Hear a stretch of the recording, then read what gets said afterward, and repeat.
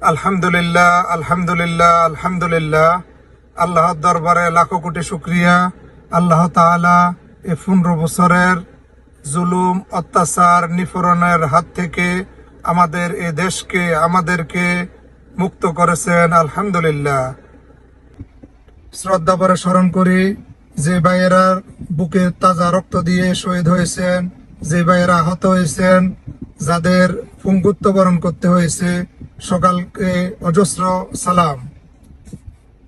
এই পতন থেকে আমাদের শিক্ষণীয় বিষয় এই যে আল্লাহ তাআলা চাহে তো যে কোনো ব্যক্তিকে যে কোনো সময় ওর শাস্তি দিতে প্রস্তুত।